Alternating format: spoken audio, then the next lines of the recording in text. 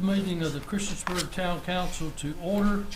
As you can see, we are, we're two council members short. Mr. Showalter and Mr. Jenkins are both ill tonight, so we do have a quorum and can conduct business of the town. We'll take as we normally do, we'll take a moment of reflection, followed by the Pledge of Allegiance.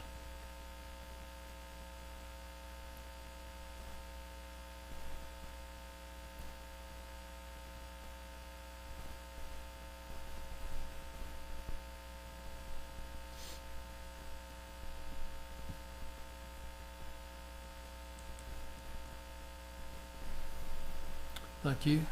Please rise for the, I almost said the national anthem. Pledge of Allegiance. Ms. Hicks, would you lead us, please? I pledge allegiance to the flag of the United States of America and to the republic for which it stands, one nation, under God, indivisible, with liberty and justice for all. Thank you. Are there any adjustments to the agenda? Mr. Mayor, under discussion and action by Mayor and Council, the term for the Montgomery County, for the Montgomery Regional Economic Development Commission should be until 2025 rather than 2024. That's so marked. You should mark that on our copies. Maybe not. I think I have. That's under discussion with Mayor and Council item B. They had it down as July 22nd, 2024. It should be July 22nd, 2025. Who changed it? Like, was it that It was a typo. That was their It's just a original typo. request. It's a three-year. It's a three-year term. It's a 3-year term, and we just typed it wrong. Any other adjustments? That's it. That's it. All righty.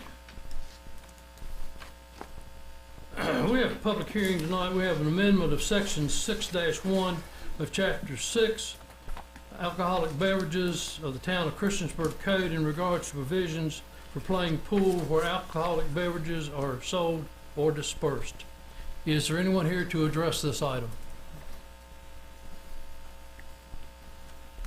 Chris Waltz, 1370 Rigby Street. All I can say, Mike, is it's about time. All right. Anyone else?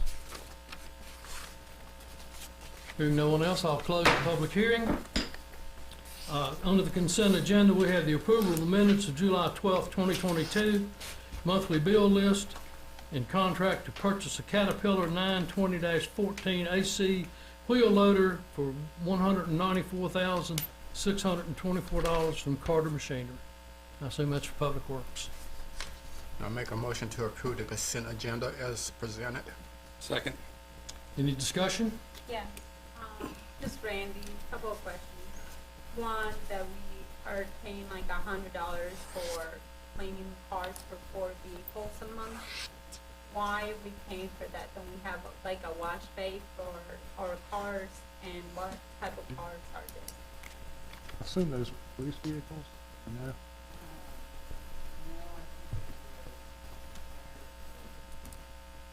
What? Fire department.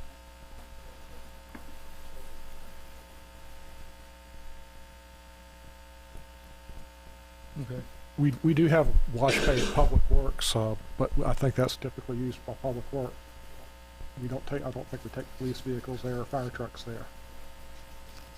And where do our police cars get washed? I think they have a similar situation, don't they? If I'm not mistaken, I think the vehicles that are taken home by the officers that live here in town, I think they wash them themselves and clean them up and keep them serviced.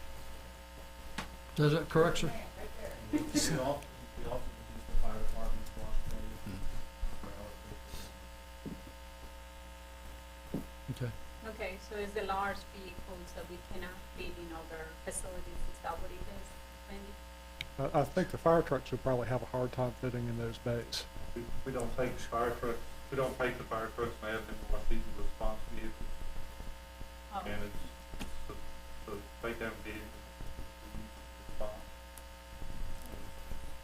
Cheaper to take them to have them washed than it is to be taken out, taken to All right. I didn't know I was And then the other question I have was I saw on the bills that there was something regarding the cleaning of the facilities at the Aquatic Center, and then the rec center. Why is there a bill for that when I thought we were fully stocked now at the rec center? That they contracted out from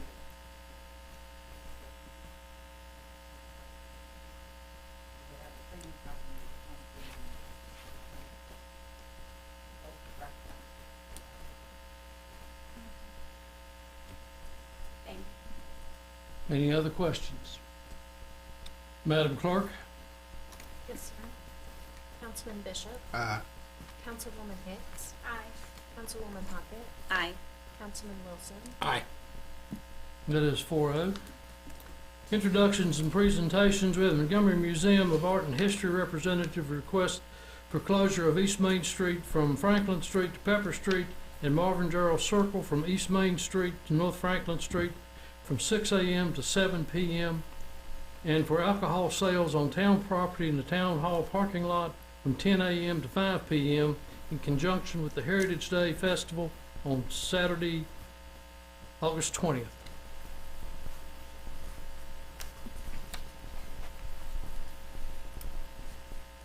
Hi, I'm Becky Novy. I'm the Special Projects Coordinator for the museum. So I'm here representing the museum. Casey's out. So I'm here to answer any questions you may have about our project. I have a question. Okay.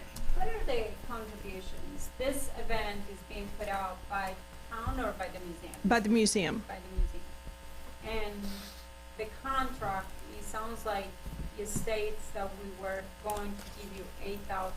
That's not correct, right? That's part of our. That is a museum, that is a cap on grants at this point in time, is $8,000, Okay. up to $8,000. All right. We just got a thing over here from Randy. Am I reading that incorrect? Well, that has nothing to do with you, but I'm Right. gonna ask you something else. Okay. What are the contributions of you guys on this event? I'm just wanting to find out. Sure. Just for We have been doing this event for many years. I'm not even sure how many, 18, 20, something like that. We provide, we arrange all of the vendors, we have silent auction, we arrange porta potties, all sorts of, all of the logistical details. We provide free children's activities. We will be providing a hayride that will take children or take anybody from the from Pepper Street to the new museum and back, so that we can utilize both sites. That way, we are still using the garden and our existing property there on Pepper Street. Will have some reenactor kind of people there. We will have children's activities. We'll have activities in the garden, and everything is free. All of these children's activities are free. The hayride is free. You know, if people want to come and purchase food from food trucks, or we usually have some baked goods that are provided by RSVP volunteers, or, you know, purchase water or shop at the booths. But the rest, we'll have music, that's free. So we have quite a lot of entertainment there that is at no cost. And we have people who come every year that don't come and spend anything. They just come and take advantage of all of the free activities that we do have. We don't have any cost other than this grant.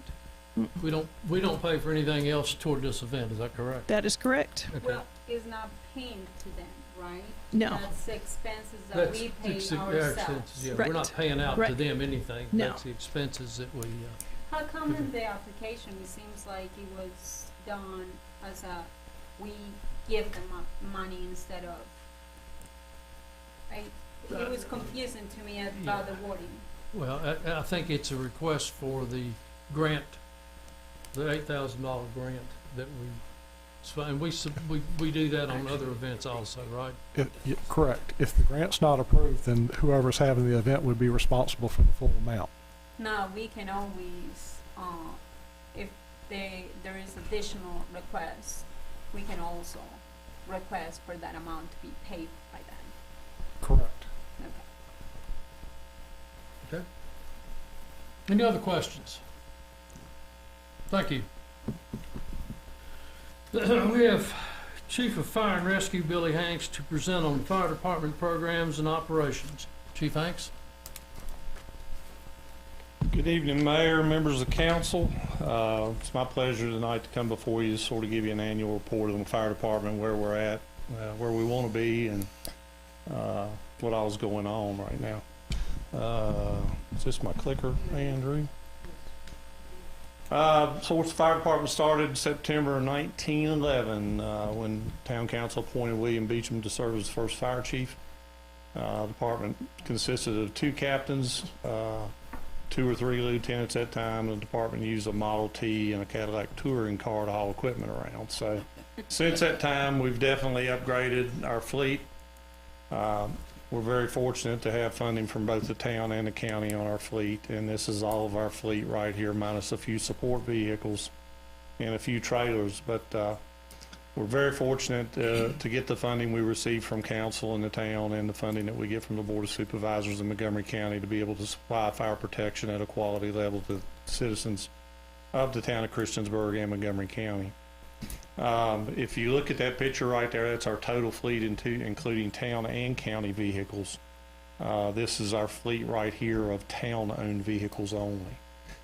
So you know, you can tell right there, you know, that the town has 2 ladder trucks and 2 engines and a list of fleet vehicles. If we go back and look at that picture right there, you can see that Montgomery County supplies us 2 brush trucks, 2 engines, a squad truck, and a truck that is the rescue engine that we have all the extrication tools on. So we're very blessed to have this equipment. It serves the community well, and we take pride in what we've got. So the fire department is currently staffed with a full-time fire chief, a fire rescue chief, and that's myself. I also serve as the fire marshal for the town of Christiansburg and emergency services coordinator for the town of Christiansburg. We have 1 paid deputy fire marshal. That's Curtis Witt.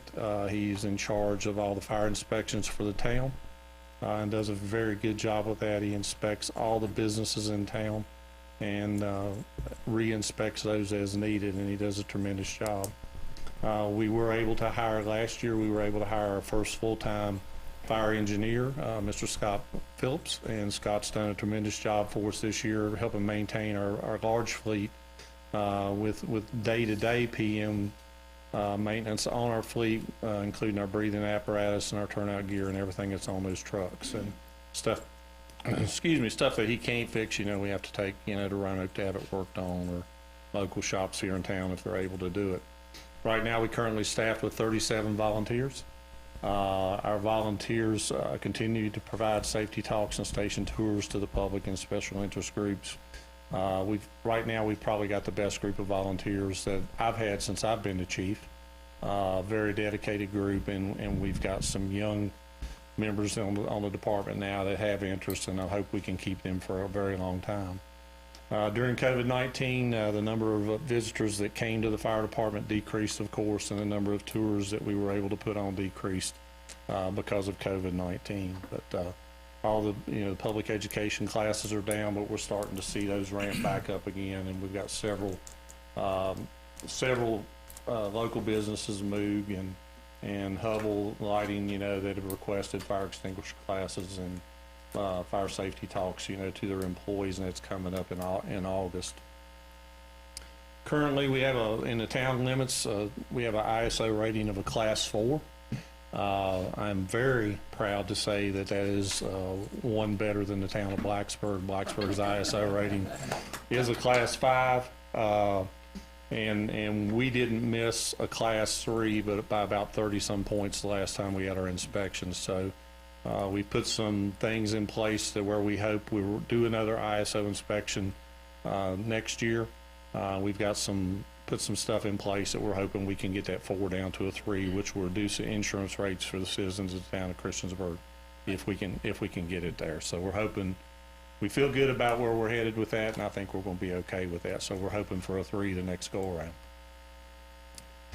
Fiscal year 2022, you can see the breakdown on calls, where you see the rescue medical calls, 315 out of the 938 calls we run last year. Those our rescue medical calls, those are all motor vehicle accidents and some medical assist, where we go out and help EMS on vehicle accidents. False alarms and false calls, you know, that we arrive on scene and we don't have anything going on, was about 18% of our calls. Hazardous conditions, which would be like fuel spills and gas leaks and stuff, with all the fiber optic going in town. We had a real big run on gas leaks last year, when they would strike underground gas lines when they were doing the drilling and the digging. So that hazardous condition number is up a little bit from previous years, but if you think about how much fiber is going in the ground in the town of Christiansburg right now and going overhead, I think that number is a whole lot lower than it could have been, with all the underground drilling that they've done. Good intent calls is sort of like these public service calls where we go out, you know, and do fire extinguisher trainings, and we do smoke detector battery replacements and stuff. Those are about 26%. But fire calls, you know, have always been down. I think the fire service in general, you know, across the United States has done a tremendous job with fire prevention, and that's why we're only at 10% of actual fire calls. We run 96 actual structure fires a year. So that's not a lot considering, you know, we run 938 calls a year, so 10% of that. Incidents by district. If you look at this chart right here, out of the 938 calls, 62% of our calls are actually in the town of Christiansburg in the corporate limits. 38% of the calls are in Montgomery County. Those numbers used to be about the same, but now we're running more calls in the town limits than we are in our coverage area within Montgomery County. Outside of Montgomery County, we only run 4 calls outside of Montgomery County. I think they were all drowning related calls. We went to Giles, we went to Pulaski several times with our divers and stuff to help do recoveries, you know, for people that had drowned. Here's a statistic, you know, from 2020 up to 2022. You can see where the calls in the town of Christiansburg just keep increasing over the years. I don't think we'll ever see a decrease in calls, which is unfortunate. I think our call service, even with I know our call service with EMS, and Chief Williams will talk about that here in a minute, but our call volume is not ever going to decrease. It's going to just keep increasing because of the amount of people we have. Our population continues to grow, our service area continues to grow, and I think our call volume will continue to increase. Fire Department's prevention inspection program last year, Deputy Chief Witt inspected 780 businesses in the town of Christiansburg. He's a one-man shop, and he was able to do 780 businesses. COVID restrictions have been lifted. The Fire Department inspection program is now back in full force. We're already forecasted that we're going to do over 750 inspections for this year. Along with fire prevention inspections, we conduct sprinkler inspections, fire alarm system inspections during construction, as well as final acceptance testing of any new building that is built in town. If we have a new business that's built in town, we inspect it, we test the sprinkler system in it, we test the fire alarm system in it, we make sure it's calling out, doing what it's supposed to be, make sure it's addressed right so that when it does call out, we're going to the right place. This is a tremendous load for a one-man shop, and Curtis does a really good job with it. We also do final acceptance testing on all commercial kitchens. Any restaurant that's built, we inspect the hood systems and the ductwork inside that commercial kitchen, and we do the acceptance testing on those to make sure they're working properly too. We also conduct inspections of food trucks. Every time we have a local thing going on downtown where food trucks are set up in town, we pre-inspect those prior to that event, and once they get to the event, we inspect them again. Food trucks are known to travel all over town. Well, this commercial equipment's not made to be beaten around in the back of a truck. The gas lines and stuff on these food trucks can work their way loose. They can crack, they can break. There's been several explosions on food trucks around the United States since they've came to be. And we don't want that happening here in downtown Christiansburg. That's why we inspect every truck. And, you know, people will come in and set up grills and stuff at these food truck events or Rock and Main Street event. We inspect those too. We treat them just like we do a food truck.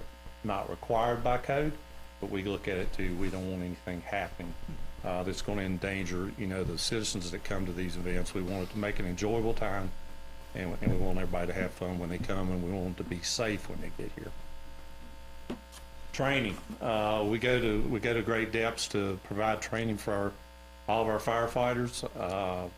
They're very dedicated in our training efforts. When we bring on new people, we have a training program that we put them through, a very rigorous training program that we put them through when they come on board.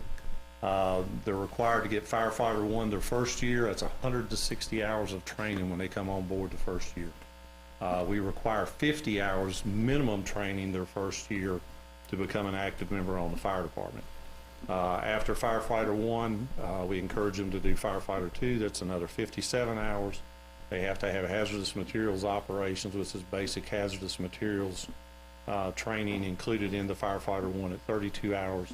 CPR and first aid 8 hours. So you're looking at 257 hours of training just to be a basic firefighter. That's just to get them in, get them on a truck, and get them fighting fire. Montgomery County just did a fire and EMS study through the Department of Fire Programs. The study was recently released, and one of the topics that was highlighted was training. Christiansburg Fire Department, we're an active supporter of the Montgomery County Training Facility in the Merrimack area of town. That training center is being built out. We have a live burn building in that training facility down there. We can take our firefighters down there and train them on live fires in a safe environment and give them the experience that they need to be able to go out here and fight a structure fire. Through training as an individual department and regionally, we're able to deliver the highest and most efficient levels of service that our citizens that we serve and they deserve. We just changed over our records management system. We transitioned from Firehouse software to ESO Fire.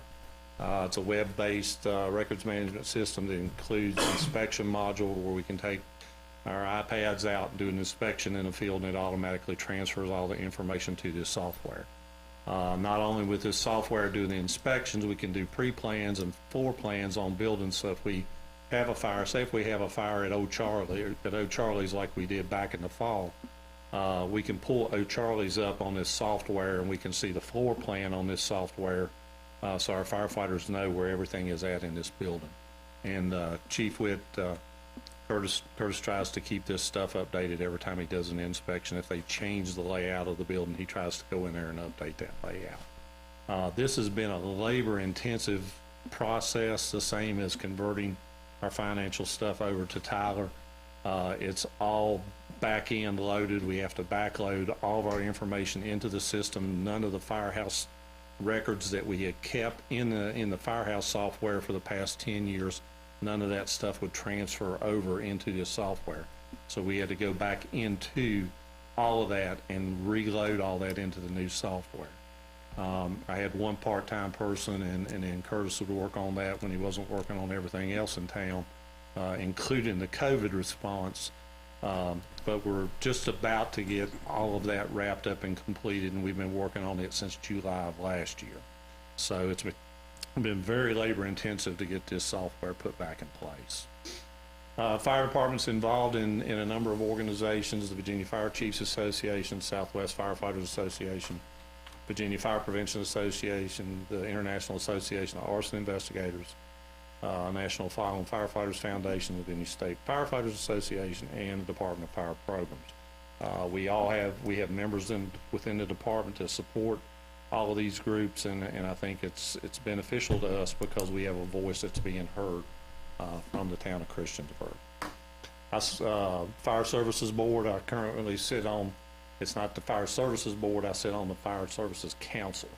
I'm currently seeking a seat on the Fire Services Board right now. They have 3 openings, and that's a governor-appointed position, and I'm currently seeking one of the 3 open seats to the Fire Board, but this slide is wrong. I actually serve on the Fire Services Council.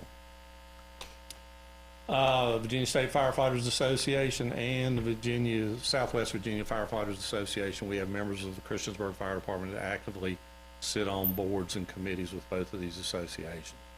David Akers is the Virginia State Firefighters Association District Representative, and firefighter Frank Wright is in charge of the truck radio competition at the State Firefighters Conference and First Responders Conference every year. The State Firefighters Association, I currently chair the Scholarship Committee and the Legislative Committee at the Southwest Virginia Firefighters Association. Lieutenant Potsy Smith is Association Assistant Treasurer. Jeremy Williams is Convention Committee Chairman for the Southwest Association. Deputy Fire Marshal Witt is the Secretary, Bylaws Committee and Convention Committee Representative. Deputy Chief Forrest Red is on the Training Committee. Firefighter Barry Simmons is Association Director, Board of Directors, member of the Convention Committee, the Rules and Contest Committee. David Akers also serves in the Southwest Association as a member of the Board of Directors Chairman and the Convention Committee. John Linkus is part of the Scholarship Committee and the Bylaws Committee. Scott Canada, Rules and Contests. Frank Wright, Rules and Contests. So we're very active in these associations. Firefighter Barry Simmons received the Above and Beyond Award this past year at the Southwest Conference in June. We're very proud of that.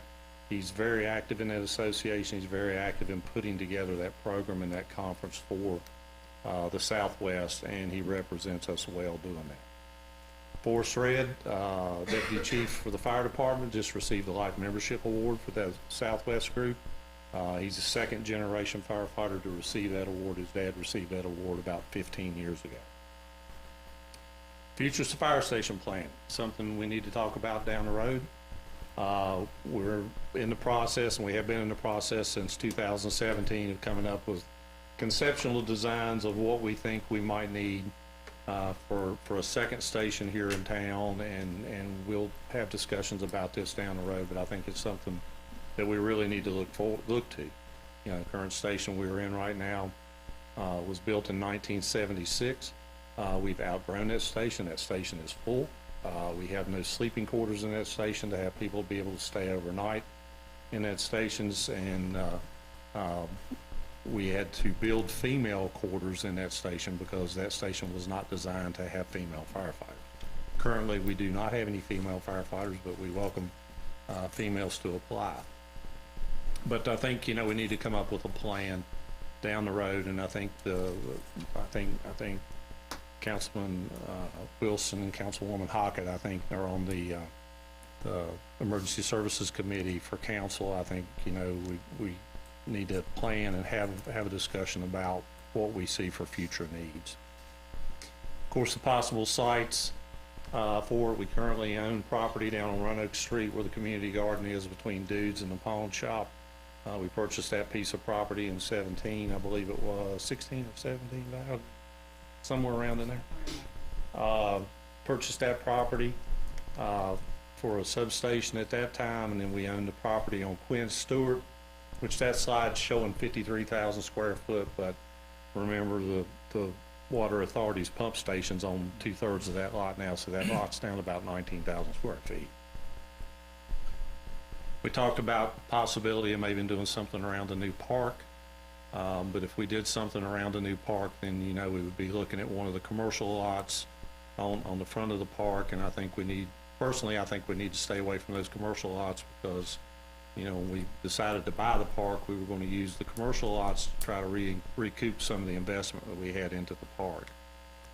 But that's always an option. That could be an option there. It's a property that's already owned by the town, but it would depend on what the committee would come up to and how we would want to do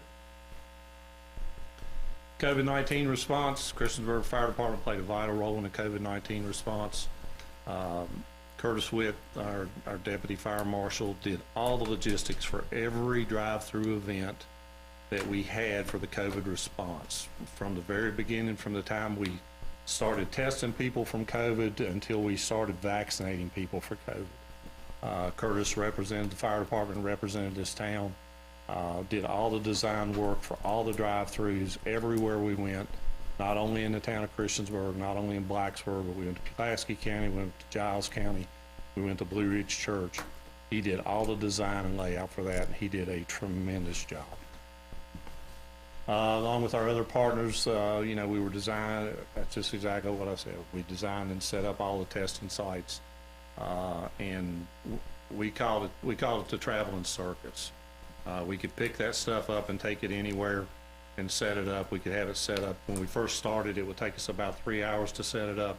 I think the last time we set up a drive-through, it took us about 35 minutes to set it up. But we had it so fine-tuned that everyone knew their job and everyone knew their responsibility when we went in to set this thing up, and we could just make it happen. And of course, we worked together with all of our local partners, police, fire, EMS, the health department, you know, to do the COVID response, and we were heads and tails above that.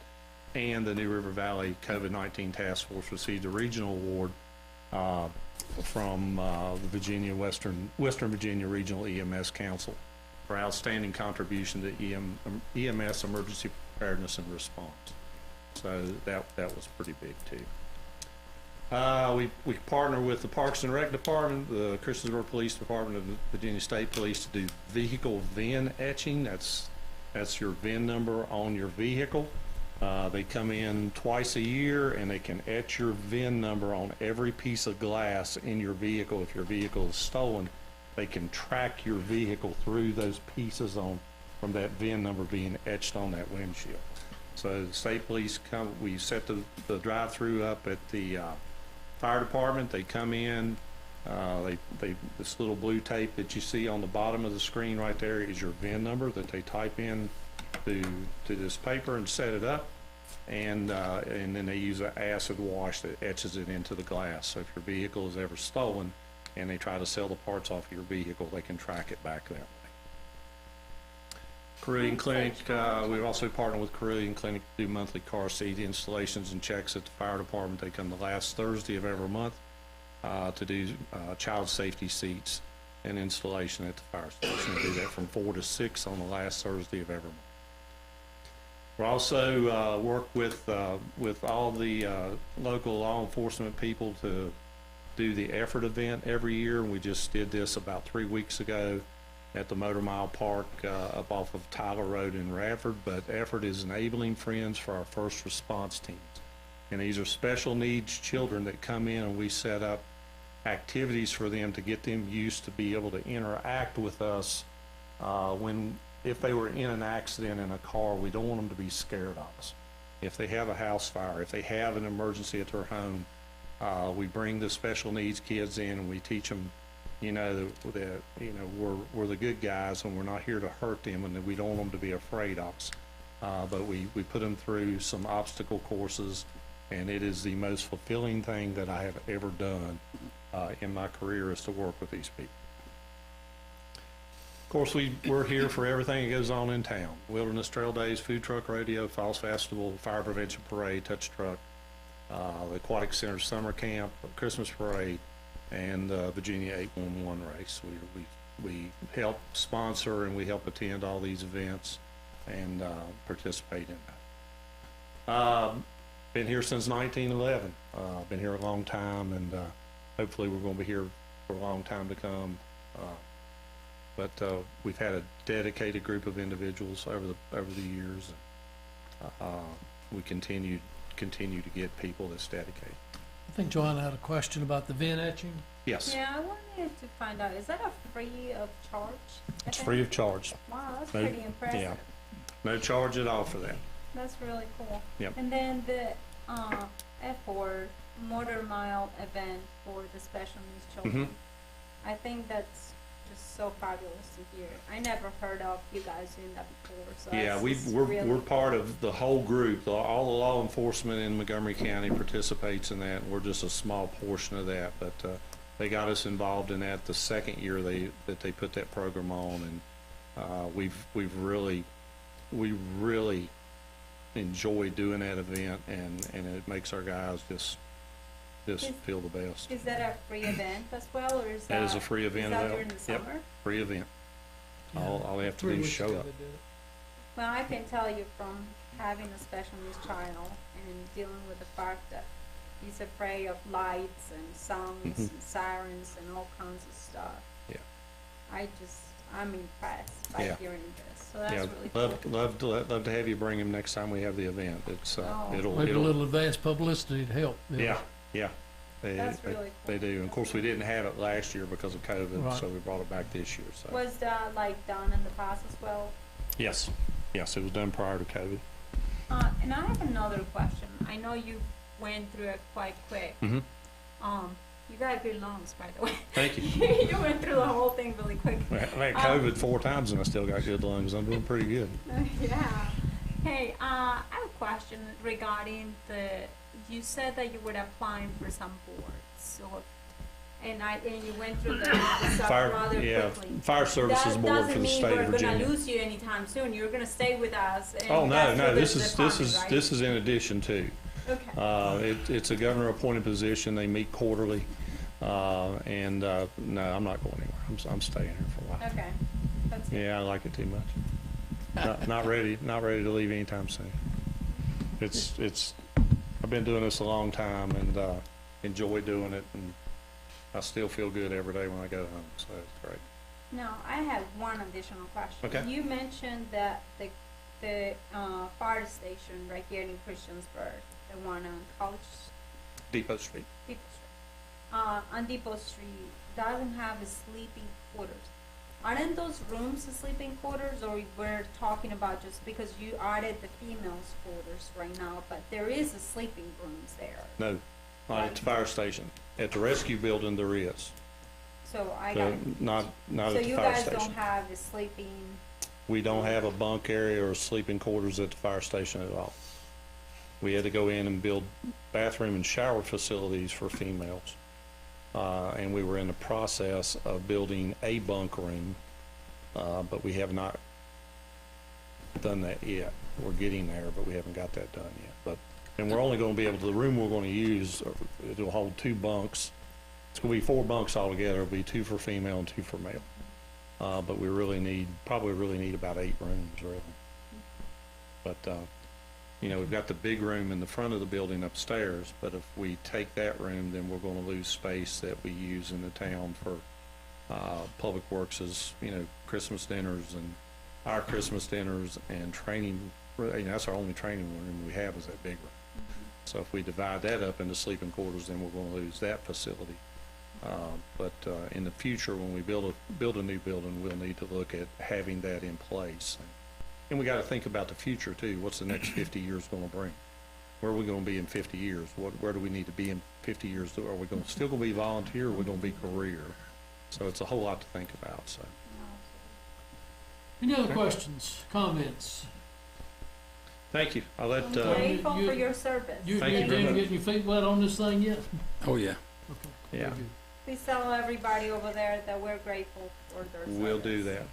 I'll let Chief Dustin Williams come up, and he's going to give you a report on the EMS side tonight. I don't have quite the lung power as Chief Hanks, so we'll make this pretty short and sweet. I'll start out with a story. It's kind of vague, and the reason why it's vague is because I'm trying to protect the identity of the individual that's involved in it. So I guess it was probably about 6 or 7 years ago when we bought AEDs and put them in every town vehicle. They're all throughout the town public buildings and whatnot. It was like one of the first big purchases we made with revenue recovery. They've been used numerous times since then, but here recently, the stars aligned and the police department was able to deploy one of those AEDs before we got on scene of an individual that had collapsed. It delivered a shock, restarted his heart, got pulses back. That individual is home now, like nothing ever happened. It was a younger individual.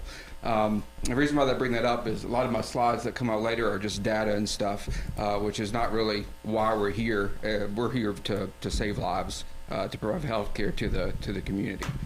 So I don't have that many slides. If you have any questions as we go along, feel free to ask. And these years are calendar years, not fiscal years. So as you can see on this here, this is the number of calls in the town of Christiansburg over the past, since 2013. We did have a bit of a drop there in 2020. That was due to COVID. But ever since then, we've been climbing up. 2021 was still recovering from the drop in number of calls.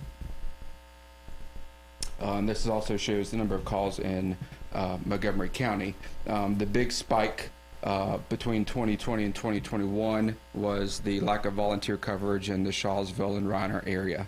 Since then, I think it was mid-April, the county has put in an EMS agency that is covering Shawsville and Reiner during the day, 7 days a week, with I think an idea in August for them to have 24/7 coverage in Shawsville. So that's why we have a pretty big spike of calls in the outside the town limits. This is total calls and showing them both, so you can see the town calls are the color in orange, how it's climbed up. And so far in 2022, calendar year 2022, like our numbers are still going up, even with the county running a lot more Reiner and Shawsville calls than what we are. And this is total call volume. I didn't add where that was coming from. Well, so 2022, reason why it's slower is because we're only halfway through the year. So that, I think that number is still going to be higher than some of the previous years, even without us covering the calls in Shawsville and Reiner.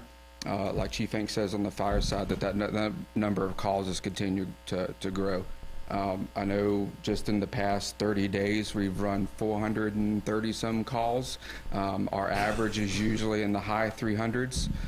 So we're still climbing, and that's without us going to Shawsville and Reiner as much.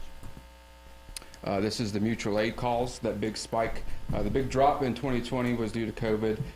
The big jump in 2021 was due to COVID because of the lack of volunteers in the neighboring agencies, especially in the Shawsville area. So that's why that number dropped up. It's probably will level off where it is right now with 2022, just with the county's agency. This is what's it called, a heat map that shows where our call volumes have been for the past year. That dark blue line, or where's the dark blue line around the outside, that's our outside limit for what are considered our first due area. That light yellow line there in the center of the red, that is the town limits. As you can see, all of our calls are obviously mostly still in the town. Our mutual aid, still focused on what the county has done to help us with that. So the blue line is when we've had to call for other agencies to come inside us. Like Chief Joe had said before, where we get busy, other places come into us to help us. That still stays the same. And then the yellow line is when we've gone to other places. So obviously that number is spiked during the evening time when there's less volunteers during the day. And at night, where our numbers, people inside, go down, is when sometimes, especially in the evening times, where we have to call for help. So that x-axis is the time of day there. This is by month when we've had to cover, so it's really not that much difference as far as like from year to year. Now this is response times. So we have EMD in place, which is emergency medical dispatch, and they prioritize calls based upon questions that they ask somebody that calls 911. So obviously if you call and you have a hangnail, it's going to get a different response in if you call and somebody's not breathing. So what this is response time is I'm only looking at those higher acuity calls. So those are the calls that we use lights and sirens that we need to get to as fast as we can. So in 2020, calendar year 2020, our average response time was 12 minutes and 35 seconds, which I think it could be faster. In 2021, this is all within the town limits, it jumped up to 12 minutes and 12.81 minutes. And then in 2022 so far, we're at 12:38. I would like that number to be closer to 10 if possible. So, as Chief Hanks brought up, is how do we achieve that goal of getting it faster? Part of it is geographical stations. That map that was at the beginning, our next, other than kind of in this area where we are now, our next big pocket is up near the mall where the park is, or park will be, is where our big area where we have a lot of call volume. Right now, our makeup of our providers that we have about over 30 employees. That's both part-time and full-time, and we are down to about 17 volunteers. And there's a lot of factors that go into that. It's the lowest it's been since I've been here. It's not a fault of anybody. I think it's just the times of changing. It's hard to pay people to do, not just in EMS, but in the whole town as employees, and it's even more difficult to get people to give their time as a volunteer. So we are still obviously trying to attract and keep volunteers. We always are reaching out to the public, looking for more people that are here year-round. We get a lot of students that are usually gone for the summer and winter, and our call volume doesn't change during those time of the year like Blacksburg does. Their volume kind of dips a little bit. Ours stays the same. It doesn't change. We also need more staffing to help cover our rising call volume as we're going up, trying to match those response time goals. Do you have any questions for me? Could you go back to your response times, please? Mm-hmm. Which one? For this year? Well, as far as okay. Yep. Okay. And this is the time from that we're dispatched to the time that we get on scene. Mm-hmm. So you can add anywhere from a minute to 3 minutes from the time that somebody calls 911 to the call is dispatched till it gets through EMD, and then we get dispatched. So the time somebody calls 911 to the time we're getting on scene with this number is probably closer to 15 minutes.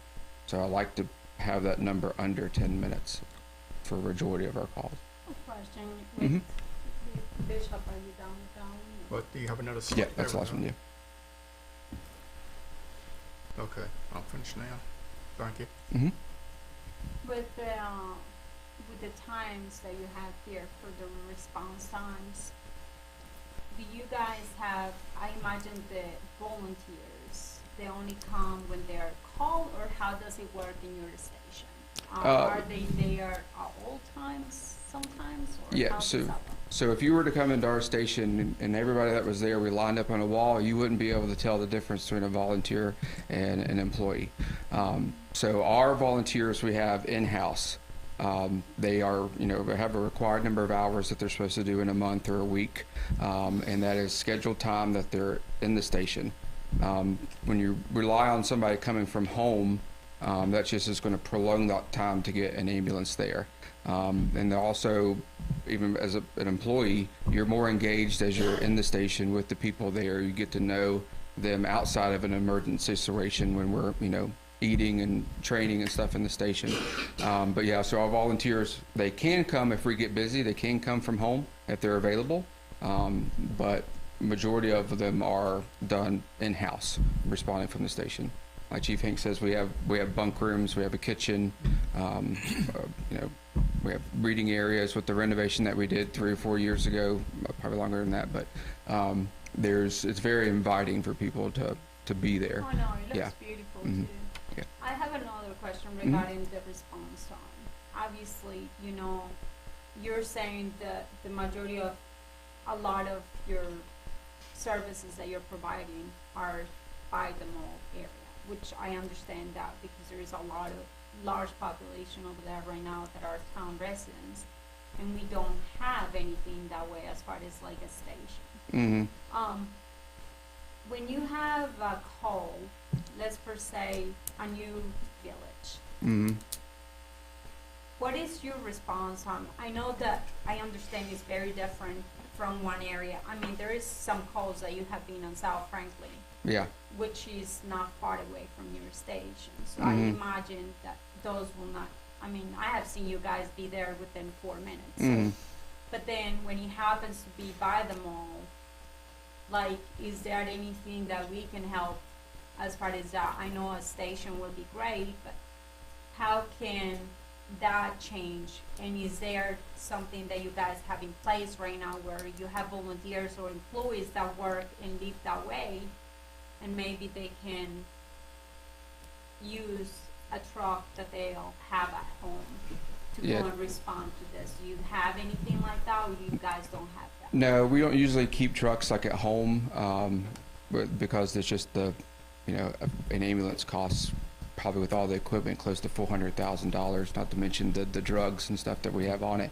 And we don't want to leave that at somebody's house and, something gets stolen. So, can I intercede here? So part of the dilemma with looking at this number as merely just a straight number of the time, if you listen to what he said, that if I call him because I got a hangnail and he waits 20 minutes to come get me, but the heart attack they get to in 6 minutes, that 20-minute time still affects the average number for this right here. So because of the way we're set up, this number, while it'd be great to have your average below 10, it's not a true number, because if you went back and set up and gave us these numbers based on priority 1s over priority 2, 3, or 4s, that number would be skewed a little different in relation to each one of those, correct?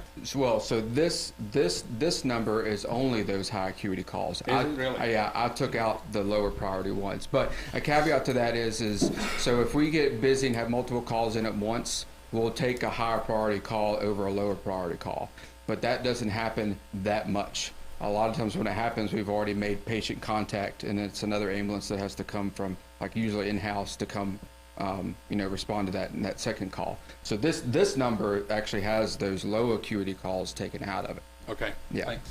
Dustin, will you go for it? Oh, sorry, Chief, go ahead. And another factor that has an effect on response times too is if we're responding out of the station on Depot Street and we're going to New Village, think about how many traffic signals we have between the station and New Village. And that's some of the stuff we have to factor in when we're looking to put the second station somewhere in the town. Is where is that location? Where are our high volume areas at, and how can we locate to better serve that need for that area? But 5 o'clock in the afternoon on 4th Franklin Street between Depot Street and New Village. Oh God. It might take you 15 minutes to get to New Village just because of the traffic and getting through all the traffic signals. And not everybody pulls over, does it? Nobody, there's nowhere for them to pull over. Right. When we build islands and we don't do rolling islands, there's nowhere for them to get up on the island to get out of the way. They can't get up there to get out of our way, so everybody's got to shuffle to one side. And they don't usually shuffle to one side; they shuffle everywhere. So it's very difficult to get from downtown out to the uptown area, around the mall and around New Village and stuff like that. It makes it very, very hard, between 7 and 8 in the morning and in between 4 and 6 in the afternoon, the traffic level is so, everybody's been through there, everybody knows what the traffic level is. The response time, Chief would like the response times down around 10 minutes. I think that's doable. I think we've got to work on how we're going to get there. But then again, you got to factor in all that other stuff, about how quick can we get there and how quick can we get there safely. And not risk, any of our people getting hurt, not risking any of the public getting hurt also. And That's not a bad number, really. That I was just asking regarding, trying to see how can we help you. Obviously, a station would be great, but when you go to the beach and those little islands and everything, they have the smaller stations. It doesn't necessarily have to be a larger station, but. Right, and we're not, we're the study that we did for the Roanoke Street station, we were looking at a 19,000 square foot building down there. And when you're looking at 19,000 square feet, you're looking at 4 drive-through bays, plus your administrative area, plus your sleeping area, plus your kitchen, plus your showers, locker rooms, and your clean rooms that you have to have for fire gear. You can't just have fire gear hanging in the bays the way we have it down here now. 2 things happen with that. It's getting contaminated by the diesel soot that the trucks put off when they leave, and now you have to have a room, what they call a clean room, for the gear to be able to hang in a clean room, where it's not being contaminated by the truck. Diesel soot, smoke is the #1 killer of firefighters in the nation. It's the largest cause of cancer in firefighters nationwide right now. So somewhere down the road, plan this building, all that stuff has to be back. So, buildings aren't cheap. We're looking at $475 a square foot to $575 a square foot right now to build. And that would be a total cost of? Total cost? So we're going to have a committee meeting and discuss all that, and we'll bring it to you at some point. Yeah, that sounds like 10 million. Yeah, we're Can you go forward 1 slide here? So you think, you all are thinking location and another station, is that the biggest item that would have the greatest impact on lowering that response time, you think? I think a station and people, whether it be creative ways to get more volunteers, and employees and staff, because a station that doesn't have anybody in it might as well not be there. Like, we don't wanna build, we don't wanna build a station on Pepper's Ferry and depend on that station to be a volunteer station and not be able to get a truck out of that station and have a truck from downtown go by that station and the doors are still closed on it. Absolutely. So, it's, we've got to start the discussion, gotta come up with a plan. For the But, volunteers, for the volunteers trying to recruit and everything, I know that a lot of the times you're trying to work with their time too and everything else that you got going on right now, and mostly the economics of our country right now. But as far as the time frame that they have to be able to finish credits and classes within the departments, what is that time frame for the town of Christiansburg? thank you. So usually an EMT class, we send people to Blacksburg Rescue. They have there are at least 1 or 2 classes every semester. So usually 3-4 months to get through class, another couple of months to get them trained up to how specific the things that we do, that's added on to what they've learned in class. So you're looking at anywhere from, probably a minimum of 6 months to 8 or 9 months. Just to get someone on the road. And now, I Go ahead. guess the same question applies to you, Chief Hanks. I was Yeah. gonna ask you that before. What's the time frame for you guys? Well, And I know, we had it in the slideshow, it's 258 hours. It was in the slideshow, it's 258 hours to get them fully trained. yeah, but I don't think I asked the right question. Right. The question is, what's the time that you give those people to finish those classes? 1 year. 1 year. Yep. Why is it that we give 1 year in the town of Christiansburg, but yet other localities like Blacksburg gives at least 2 years? I'm not familiar with that, but we give them 1 year to get firefighter 1. That's the way we're set up. They gotta have a minimum training of 50 hours. We asked them to get firefighter 1 their first year because that's the largest chunk of the class and the training that they can receive. We train our firefighters in-house, so we can actually put one of our people, have them ready to fight fire within 60 days. But we want them to get that firefighter 1 training, because it's more in-depth training. But we can bring them in, we can put them in gear, we can train them on the SCBA, we can take them to the training center in Merrimack, we can do live burn training with them, get them checked off on all the equipment so that they know how to operate it, and we can get them into a house fighting fire within 45 to 60 days, depending on how quick they pick up on. Is that a say low that we can work with, or why is it, can we make some changes, maybe looking into doing maybe some rearranging as far as like Make giving it people quicker. more time to take these classes to be able to? We work with them, we work with people, that might not have the work schedule. Think of it, when a volunteer comes into an agency like either fire or EMS, they've got a job, regular job, they work every day, 8 to 5, or it might be 4 to 12, or it might be 12 to 8. They've got a family they're trying to raise, they got kids in school, they got sport.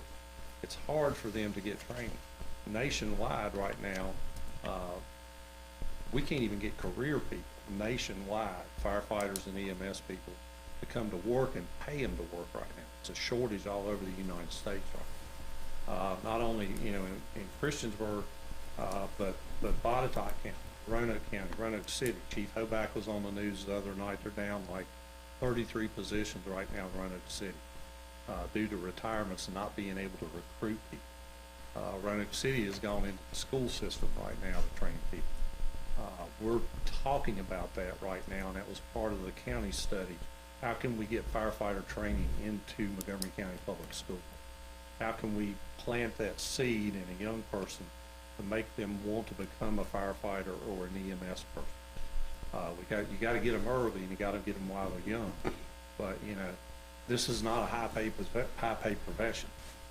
Most firefighters and most EMT people that do this for a living work shift work, and they work other jobs to make a living. So this is not a high-paying job. You're looking at $47,000 a year to $56,000 a year as max pay on this stuff until you promote up. So it's not a high-paying job. Oh, no, and I know that it's not a high-paying job, and we are so grateful that you guys Oh, are yeah. doing this service. I just want to help the volunteers that will want to apply for this job, not to make it even worse, because even like you were saying, there are so many things that all of us do. I mean, I work, and even think about volunteer, even doing this, I mean, with the pay we get is kind of. Well, I think that's why we have the, Yeah. I think that's why we have Tim But and Tanya on there. It's a huge They'll help us liability, make it's a those huge liability decisions. too, it's a huge liability too if we don't put them through this training and get them certified. And then they go out here and get hurt or get killed. It's a huge liability if we try to fast track them through something, just to get them on board. I don't think, I want to fast track them. I think Right. I want to give them more time to get that training Right. before they go out, so Right. they have that time. Instead of We being work 1 with year, them. maybe we can work with them and give them 2 years so they're able to. We do that. We do that. I mean, if they come in and they're dedicated and we see they're dedicated and we see that they're making an effort to get this stuff done and they can't get it because the schedules are conflict and we work with them and sometimes it does stretch out. But you know, if we got somebody that comes in after 9 months and they're not even making an effort to do it, then we're not gonna keep.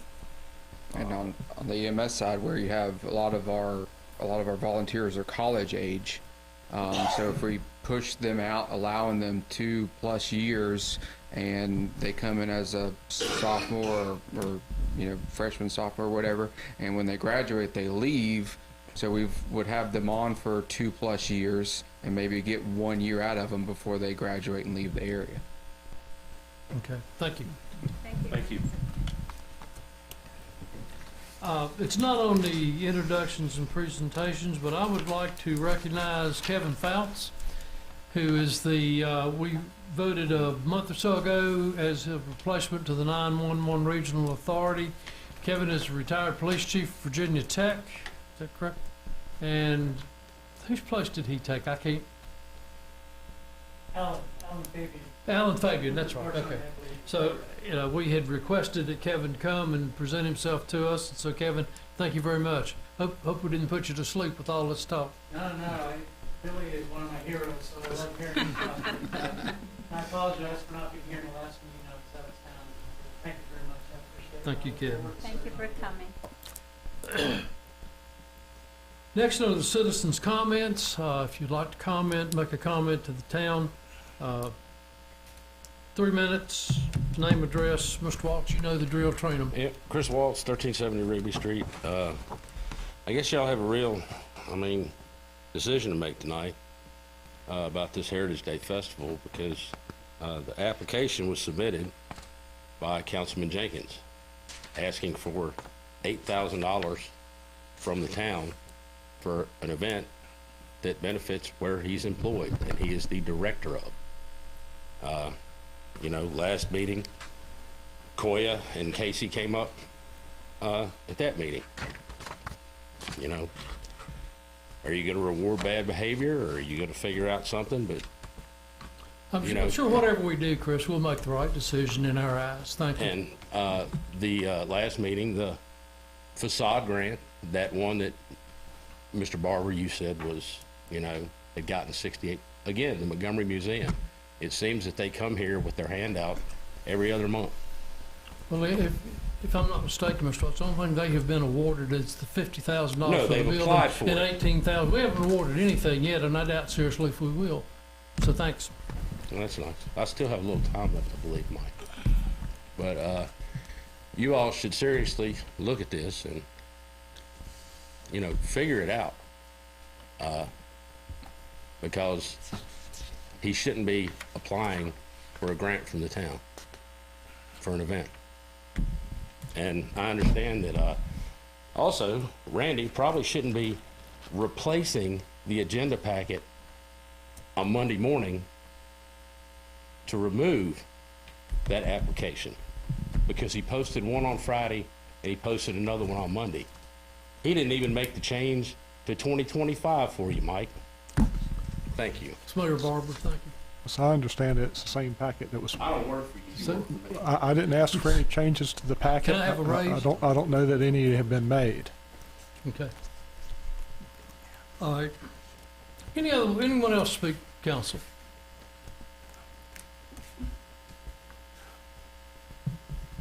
Sandy and I have lived, I'm Paul Eichner, I live on Alexa Lane in Christiansburg.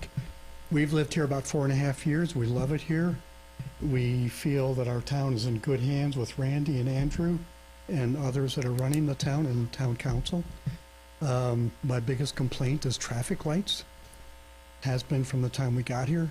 It galls me to sit at a traffic light when 4 lanes are sitting there looking at each other.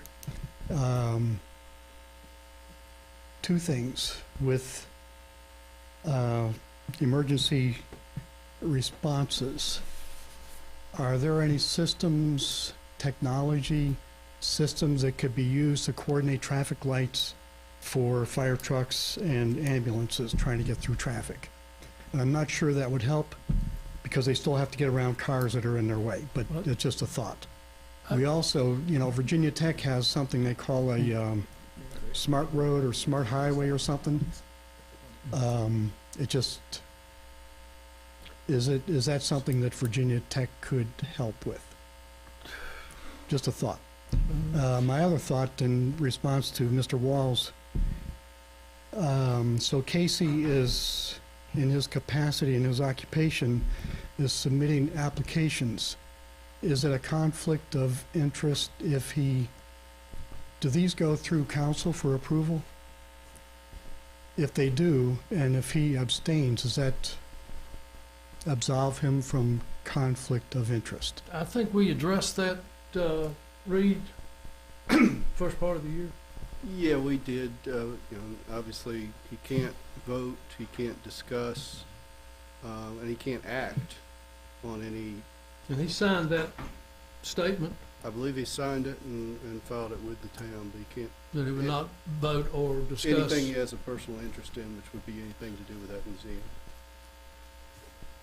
Another thing I noticed, we have missed the last couple meetings, but from the minutes from the last meeting regarding conflict of interest, Mr. Showalter brought up that question with Casey and the Tourism Bureau and the town of Christiansburg.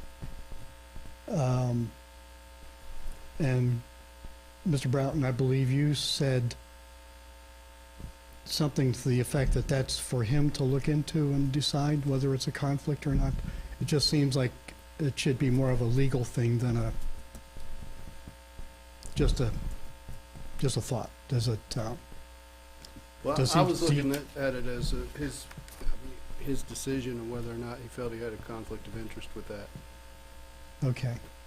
But isn't conflict of interest a legal So question? we all go through extensive training on what's a conflict of interest, and we all get personal counsel from Mr. Broughton.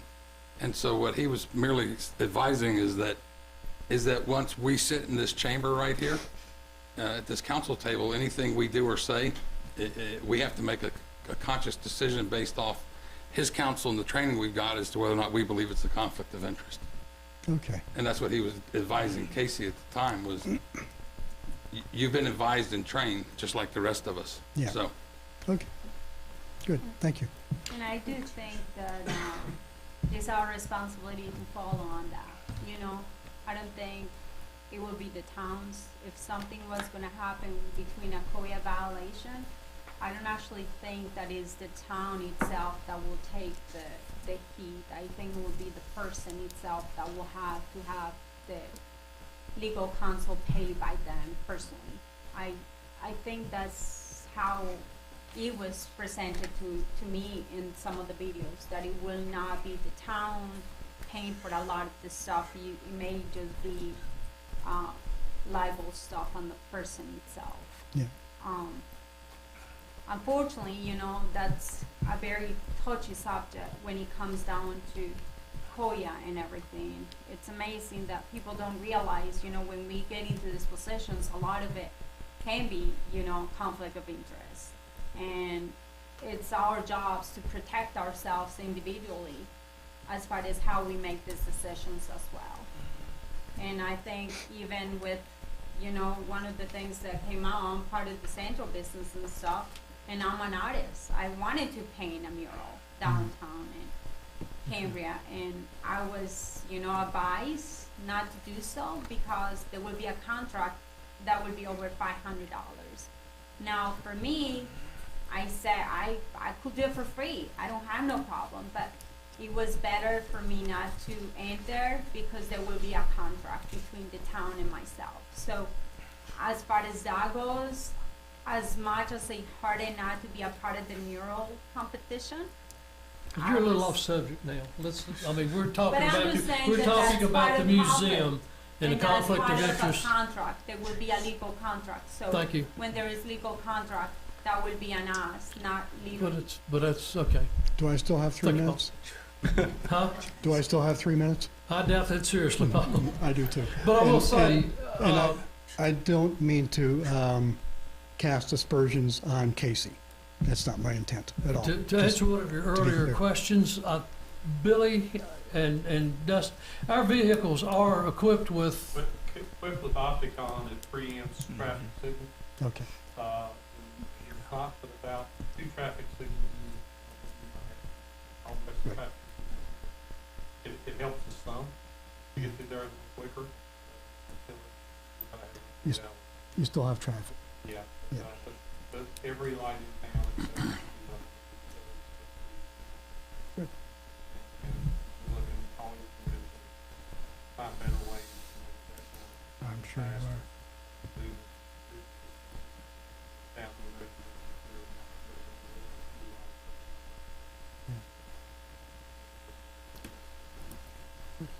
Thank you. Do you have any suggestions? No, I don't. It's just, there are a lot of smart people around here. well, I think the majority of our traffic signals out on the Franklin Street, Peppersburg, they're controlled by VDOT. So that's the next target we've got to cover, yeah. And we've had conversations with them. They're all Opticon equipped, and one's right around Sprout Farm.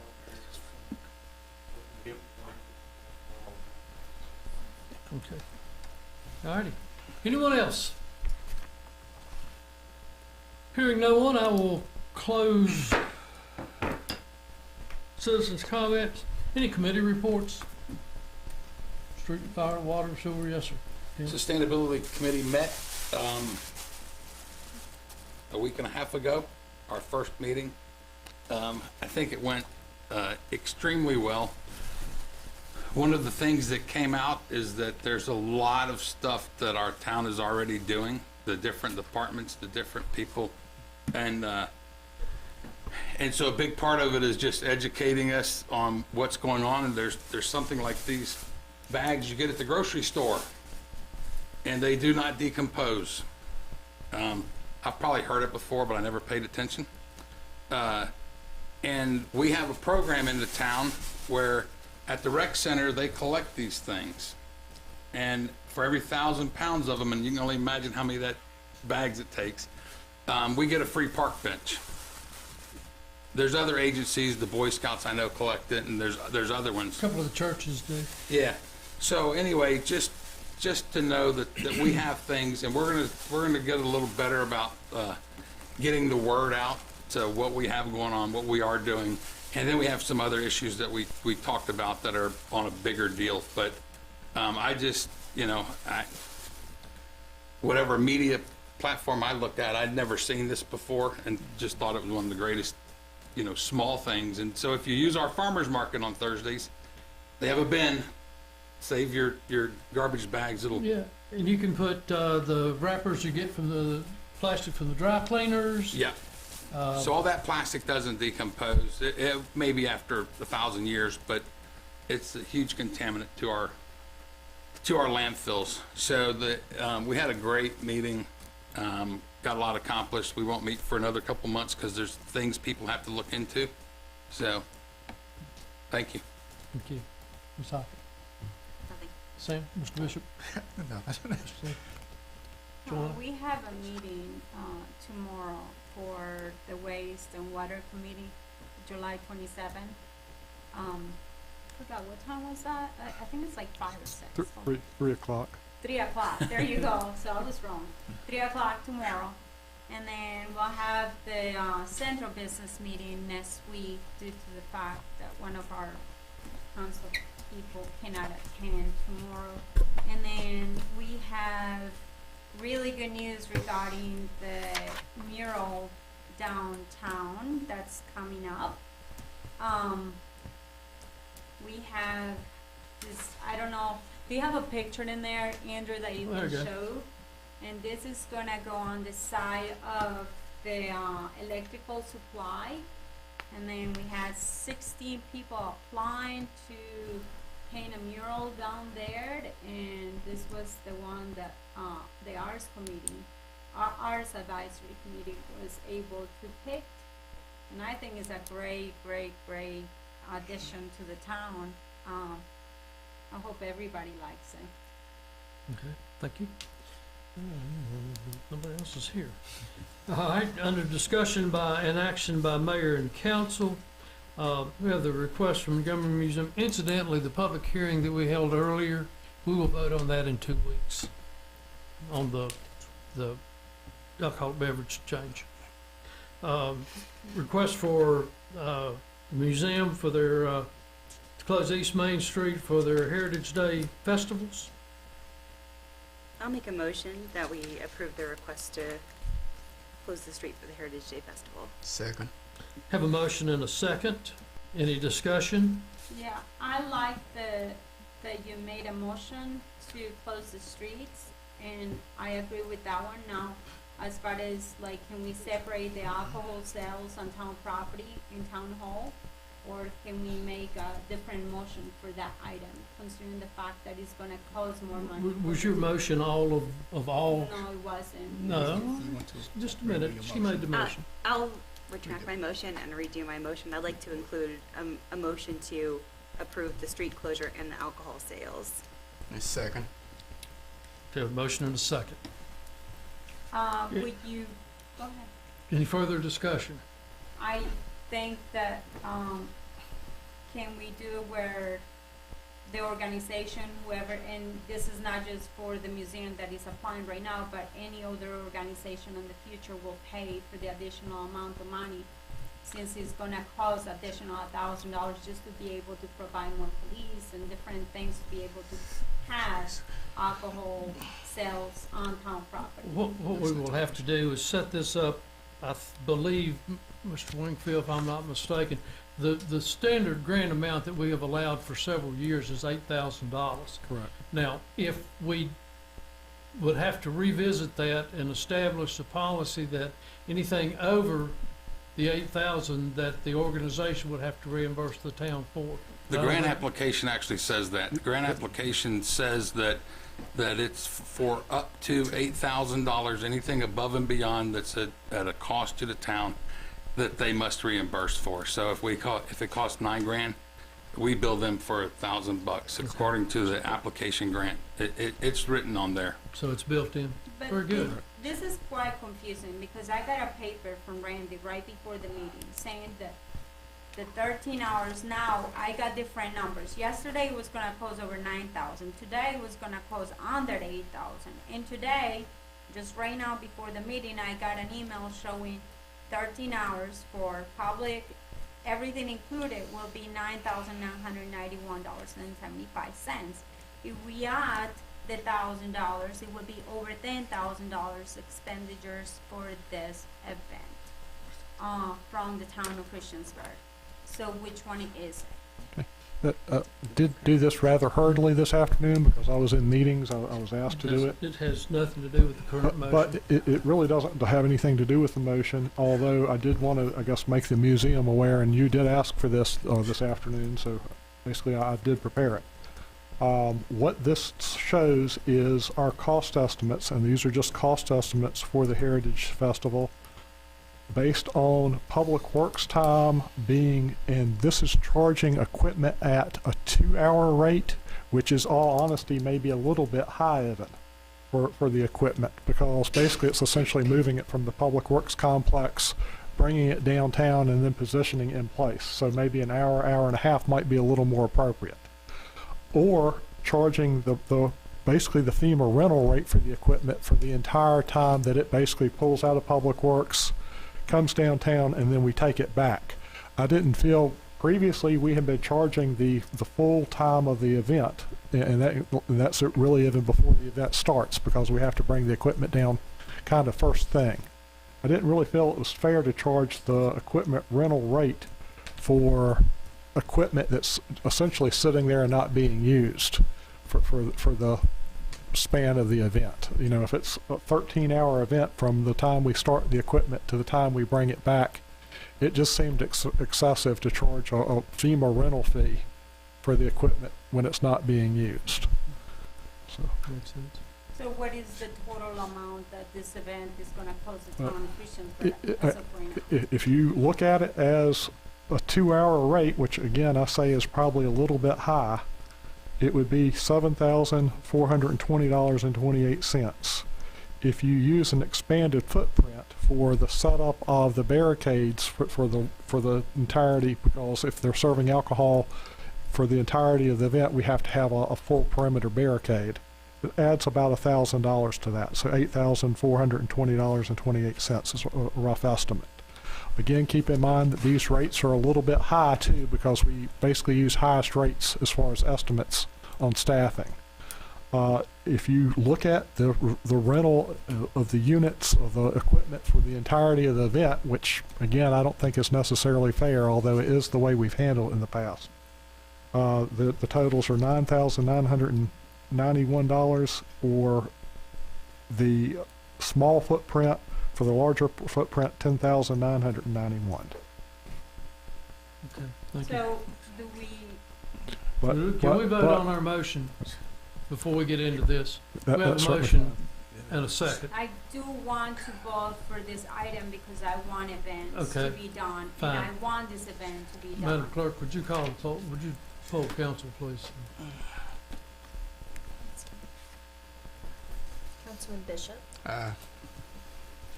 Councilwoman Hicks. Nay. Councilwoman Hockett. Aye. Councilman Wilson. Aye. There's 3-1, the motion passed.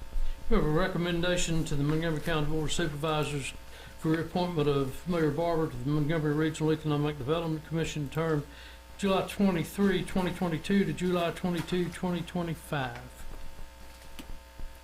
I'll make a motion for the recommendation of reappoint Mayor Barber to the Montgomery Regional Economic Development Commission. I'll second. That's a word for. Get a motion and a second. Yes. Any discussion? Let me just point out that I have a meeting scheduled with them tomorrow afternoon. And in that meeting, I'm going to suggest, now they may want to come, they may want to change it, may not. If they do, they'll come back. But I'm going to suggest that they make this term through December 31st, 2025, which is the end of the term, the current mayor's term, so that we're not having them, you know, a 6-month drop, so we're just going to have them all at that point. Does that make sense to you all? I So will we'll have to agree. do- Do we have to change the motion? No, the motion now, I'm not sure they'll change it. If they want to change it, they'll come back and ask that we adjust it. Okay.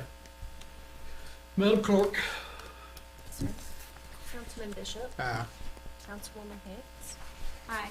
Councilwoman Hockett. Aye. Councilman Wilson. Aye. Thank you. That's 4-0. Staff reports, Town Manager. Just like to point out that we've got our Citizens Academy upcoming. It'll be on Wednesday evenings from 6 to 8 p.m., September 7th through October 26th. If anyone would want to sign up, the application is online, and the deadline to apply is August 15th. Application for what again? The Citizens Academy. It's basically What is just that again? it is the sign up. Well, the dates are September 7th through October 26th, Wednesdays from 6 to 8 p.m. And the application deadline's August 15th. Okay. Anything else? Yes. In regards to equipment operation hours, I just want to, I guess, kind of make sure council's comfortable with me interpreting that we should only be counting hours of operation of the equipment towards the rental rates. I just didn't see that it'd be fair to charge the rental rate if it's sitting stationary for the vast majority of the day. And typically, we wouldn't need the equipment. We do have extra dump trucks, and typically our events are on Saturdays and holidays, so. I support that. Okay. I was really confused with your thing that I got tonight, and maybe it's just me, but with the numbers, they didn't add up as far as like, you said 2 hours on one of the items, and then 13 hours. Does that mean an event? As far No, as time frame of the event, if it's a 2-hour event? That is simply how long we're charging the equipment. Okay, so for example, you have the, when you talk about equipment for 2 hours, $467.54. Again, I think that's probably a little high. And then there is another one for $3,039. What does that mean as far as hours? Who is the equipment and what kind of equipment is that? That's 2 tandem trucks and 1 regular dump truck, and we're charging them at the FEMA rate. And again, that first column is at the 2-hour rate. The second column is at 13 hours for those 3 pieces of equipment. Those are the 3 pieces of equipment that are in there. So what you're talking about is trucks that are sitting, barricading the event. Correct. Is that correct? Yeah, Correct. they're not in operation. It's So now when you change the numbers from almost $10,000 to under $8,000, is that what you changed? That's, I guess, the biggest change. We did add in the message board to this as well, and we are charging the message board at the full time of the operation. I think it's 2 days for the operation of the message board. 3 days. I still don't understand, I'm sorry. Okay. The $3,039 hours, that's for the trucks and stuff. But then when you change the number on the items that you gave us, that's for, that was the change you made. You only charged for the 2 hours instead of charging for the 13, is that correct? Correct. And like I say, I added in the message board. Yeah, Randy, just to clarify, at the end of this event, you'll add up what the actual cost was. Correct. Anything above the $8,000, you'll let them know. If it's below the $8,000, then that's just, they don't get that money. That's just up, Correct. up to We that don't amount write a within check the grant. period for any of these events. Yeah. But yes, we would expect them to be responsible for anything over the amount. okay. Anything else? Yes. In regards to the amount, as far as the limitation, I guess events like Wilderness Trail Festival in particular will probably be getting close to or maybe exceeding the $8,000, particularly with stage involved. Now it's a $1,500 charge. Plus we've added the equipment. Plus you include the fact that town salaries are higher now than when we set that limit. Also, of course, overhead rate, we use a 40% multiplier for overhead. Would council want to consider increasing that maximum limitation for special event grants?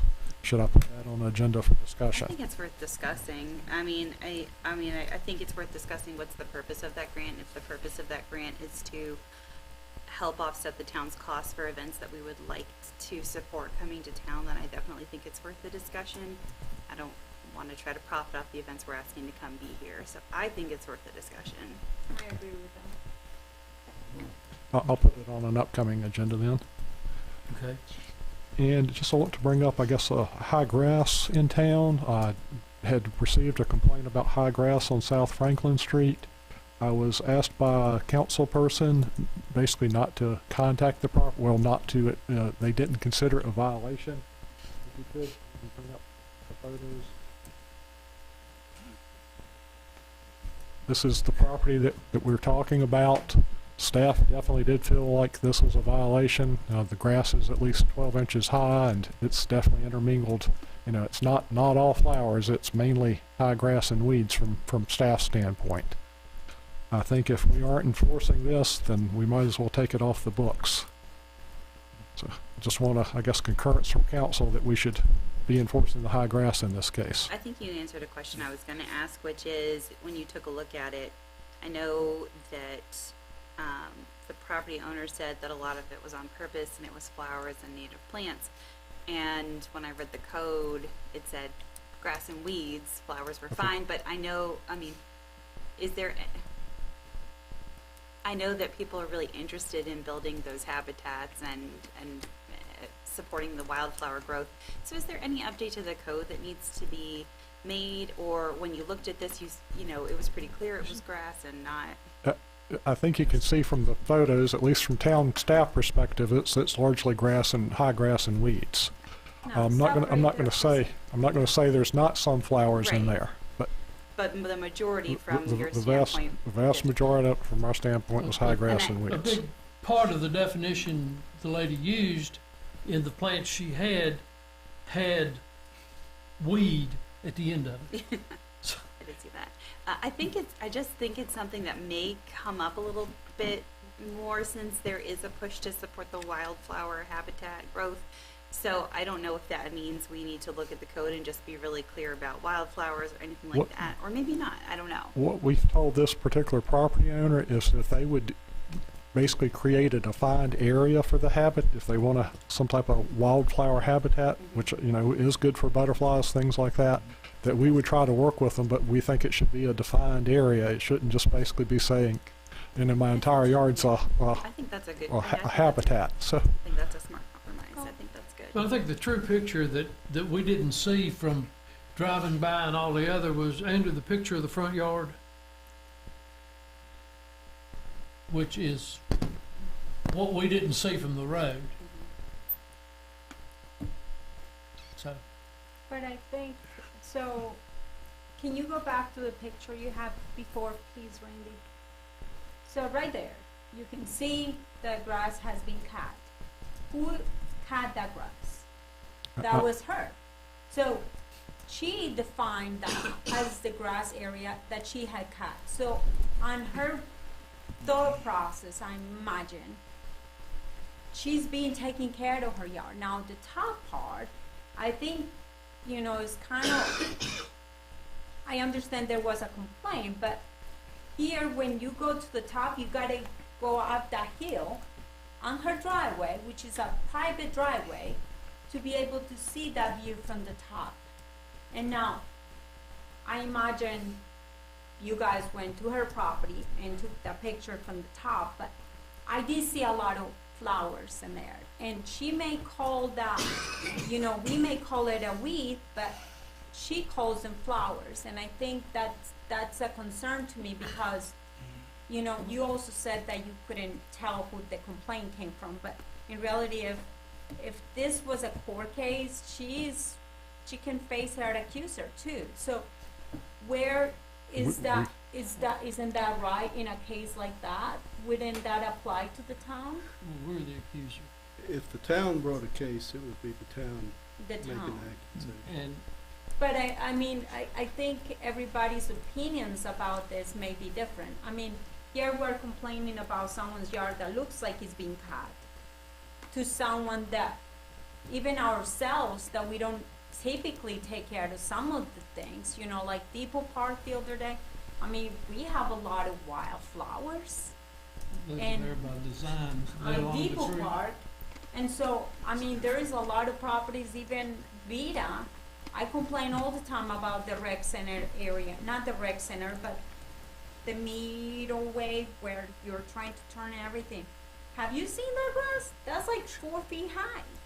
And so, if we're gonna complain about an individual, I just think we have to follow the same standard. And I know that that doesn't apply to us, the ordinance doesn't apply to the town of Christiansburg, but I don't know, where does this go? What does the ordinance say? What's the next process? Charge them for something? we actually are authorized to mow the property and send them a bill if they don't mow it themselves. Have you done that? Yes, we've done that Not on this property. not on this property, property. but many times. And we've attached a lien to the property. We I have just if they don't think pay the bill. we're touching hard grounds right here with that one, and I don't wanna be a part of that one. Because we just had on Facebook, even the other day, we were having messages about people showing their wildflowers and how great the town of Christiansburg is for allowing them to have wildflowers and trees and growing, and how they have bees and they have all kinds of wildflowers growing and butterflies and everything coming to their yards and businesses. But yeah, we're going after a lady that definitely cuts her yard. Well, We can debate this all night, but to be quite honest with you, you know, if she wants to delineate flower beds within her yard and keep the rest of it mowed to an extent, I think we can work with her. She has made some effort. I was out there the other day. She has cut quite a bit of it. So, you know, she has until the end of the month to bring it in, and she's making headway on it. So, you know, I have to look at it as beauty is in the eye of the beholder and leave it at that. I see nothing beautiful about that, but other people may. So, anything else, Randy? I'm sorry. I'm so sorry. I don't want to keep talking about it, but I think the thing that's most important to me is that our town code's really clear about what we expect when people are growing wildflower habitats in their yard. And I just want to know that our town code is really black and white. It's really clear whether she is or isn't violating it. And if there's any gray room, because I know that this is going to come up more, you know, as time goes on, that our town code is just really clear about how we delineate, you know, what's a wildflower habitat. We basically do model ours after the state code allowances. Okay.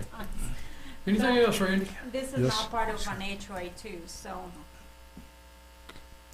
Just point out, we have had, I guess, a few online comments on in regards to the Aquatic Center hours. Aquatic Center is looking at expanded hours beginning September 6th, and they will be going to Monday through Thursday from 7 a.m. to 7:30 p.m. Friday, they'll be 7:30 to 5 p.m. Saturday, 10 a.m. to 5 p.m. and closed on Sunday. So just, I guess, a little bit expanded hours in the afternoon, Monday through Thursday. They've begun to get their lifeguards up to snuff now, and I think they have Yes. 30. What are the chances of them ever opening up back up again on Sundays? I think it's really a staffing issue, to be honest. If we can get up to fuller staff, we'd be interested in doing it. Because I know right now, even with the competitions and everything, which have been great for the town, I mean, there is hundreds of cars out there, you know, but even the swimming camps and things like that have been, you know, shut down for those days.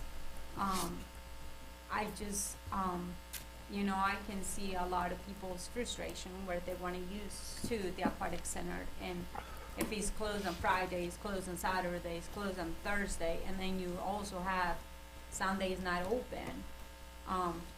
It gives little room for families that want to go out there with their kids to the Aquatic Center, even during the summer time, so. Anything else, Randy? One other item, we had mentioned the work session in regards to community support applications. It looks like August 15th works for everybody from what I can tell, or at least as far as the comments I've received via email. Should we be shooting for August 15th? I concur. Yes. Well, and here is my thing. So, my children go back to school that week. And I love the fact that Michael Barber doesn't have children in school right now. Tim doesn't either. I know Tanya does, and I do. But to me, like, couple days right before the school and everything, I would really, really like to see if there was any way to push it 1 week, or at least even if it's 2 weeks, for us to have that meeting. I know that we have been waiting for this meeting and stuff, but to me, I just kind of wanted to be able to have those couple days before with my children and stuff, and I had to come to the meeting. But These aren't mandatory meetings. We're going to have a work session. If you can attend, you can attend. If you don't want to attend, or you can't attend, that's kind of it. rude. I want It's to not be rude. on this It's meeting. fact. I want to be on this meeting, and I'm trying to ask for another day. So you wanted to have it the 22nd when you knew I was going to be out of town. No, That's I exactly what you I said. actually Never had no- mind. I actually Anything had else, no- Randy? Yep, that's all I have. 5:30 on the 15th. If it's acceptable with council. Is that good with you all? Will Thank you. Tim and Tanya, would you guys think about other dates that will work with everybody else too? I just said the 1st and the 8th are the dates I'm not available. 15th I'm available. I sent my list in, so, I mean, whatever dates from my list, which 15th is on there, there were other dates on there, but I don't think some other people were available those dates. on the first, can we do it on the first week? Tim he's not available. Oh, I'm not here either. So Yeah, we're both gone those first 2 weeks. the 15th is the set. So 15th, 15th, I mean, it works for me, yes. 15th, There's for me. 15th, 15th. No, but anyway. Yes. So. Okay. I spoke with Henry today, and he said the 15th was good with him. So, okay, so we'll set it on 15th, 5:30. Okay, that's all I have. You sure? Yes. Mr. Broughton? No report, thank you, Mayor. Any other staff here with a report? Val? Ms. Tweedy? Just a question. The new bill list. What? Paid it? The what? The new bill list. Oh, new bill list. It's, That's what you said. I saw it. Paid it? Yeah. Great. it's all right. I mean, Great. Simple. that's Easy what, to that's what we're understand. getting I in. don't think I noticed too much. It was a list. It was kind of, what was the difference that you made? Can you explain? Well, this first part is out of the new system. So, if you do that, first of all, you see 2 line items for Atlantic Mhm. That's probably 2 different. Then below that, you see, Bain, oil company. That's one invoice, but it was split to 1, 2, 3, 4 different Okay, yeah. from here. It's split 4 different departments, so then, so it shows every single invoice that we pay and how, they're split up to what department and what account. So those 2 columns are added, those 2 and they're not in the second half of the report, that's how it feels. And then it gives you every invoice instead of, for being oil company, we paid a total of X dollars, now it's going to show you every single invoice. It's gonna make the list a little longer, but at the same time, it gives you all the detail. And this pretty much comes out of the system in about 20 columns, and obviously I can get 20 columns, but that's, and I don't have to spend much time messing with it or figuring out what something's for to give to you. So, this is the first, those are pretty much 2 different. I'm actually really glad to see this, and I'm so glad that you mentioned this too, because the reality is, I look at these bills a lot in my phone, and I do a lot of my town council stuff. So when I look at the bills, even for tonight, I only saw the first 2 rows, and so I didn't see the other 2 rows. Right? So I had no clue that you actually have made some changes, so thank you for letting me know that. Now I can expand. Okay. So, your old I like bill it. will look that way. If you like that, are you Yeah. comfortable? Is that what you prefer? I definitely prefer that, because this is running a report that I. Done The deal. week, the week. Works for me. That's fine. If you're happy, God knows, Val, I'm happy. Great, thank you. Now, can you go back down, because I was gonna show you something right there. And I did see this, but I saw like the tailored, I mean, and I'm not picking on them, but I just, if you go up, like they were in other places, Yes. why is it different, like The separated? Because even First- though they were a whole bunch of the bills. first part of the bill list, the newer 4 columns, Uh-huh. that's the bills that are paid. They're sitting there and paid. Mhm. That little short list in the middle is the, bills that were paid from special revenue. So they're coming from different banks by the special. And then the next list is the bills that get paid during the month, either because they're like benefit, due date, they can't wait for the next council approval, but they've always been approved after the fact. Bills that are late, bills that have to be done, to get a discount, whatever, related to payroll, or benefits, end up on the. So, it's all paid bills, it's all bills, we just put it like that. And those special revenues are paid, those that paid out of special revenue or income accounts, we've already got the money for, Yeah. the money's coming in, so we're just reimbursing ourselves for it. Or not. Yeah, reimbursing. like that town of Christiansburg, that's, paid for fuel that are used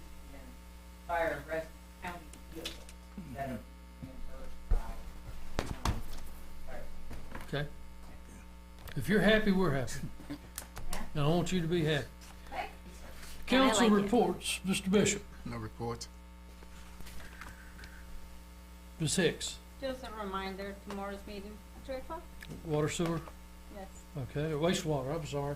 Wastewater, it's not water sewer anymore, right? It's all over. Whatever, okay. Ms. Hockett, Nothing else to report. Mr. Wilson, Yeah, just wanted to let you all know that Randy and I today went and toured the new park to see what kind of progress is being made, and they are steadily plugging away at getting things done, and the implications are that they'll still be on time schedule. good. So it was a good, I thought it was a good visit, Randy. Breathe Anything? a sigh of relief when you came out. Huh? Very good. All right, and I don't have anything. Is there anything else to come before council?